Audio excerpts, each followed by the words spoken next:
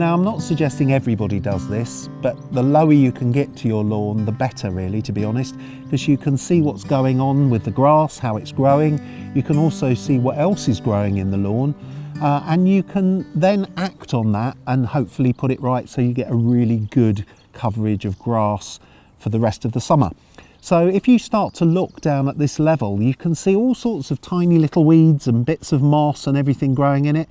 And if you go in here, you can also pull out bits of the old grass at the bottom. And if I pull this and hold it up to you, you can see that there's not only little bits of moss in there, but there's also a lot of dead leaf blades. The bases of the leaf blades are beginning to die back. And as they die back, they turn brown, and then they die completely, and that falls into the grass surface and builds up a layer that's called thatch. So you can assess the lawn really well if you get down low. And if you look slightly ahead of me, I can just see it here. You can see this dandelion just coming out into flower. Isn't it amazing how many of the lawn weeds manage to survive the mower blades?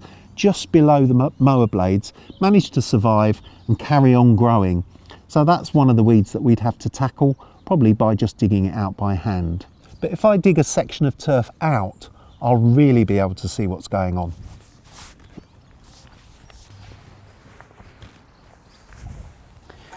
So when it comes to digging out a hole, don't do too much damage, but we're going to just dig a little section out of the lawn here so that we can see a cross section through it and see what's going on at grassroots level and below. So use a flat spade and just start cutting in at an angle.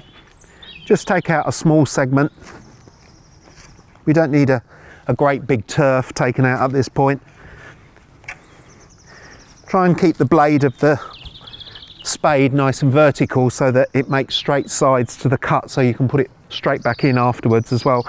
And then I'm just going to leave it in underneath that, lever it up a little bit, and then slice in underneath that turf. Just carefully lift that little turf out. Now, if you have a look along this line here, you can see the turf, the top of the turf, and you can see that thatch layer that I was talking about earlier. You can see all that dead grass building up in there. You can also see some moss in there, and then immediately underneath you'll see that it's quite fibrous. The underneath the grass is quite fibrous, and that's full of organic matter that's rotting down and returning down into the turf itself. And that's not a bad thing as long as it does it regularly and quickly. It's like making a little compost heap in the grass surface. It needs to decompose quickly so that it returns those nutrients back into the soil where the grass roots can take them up.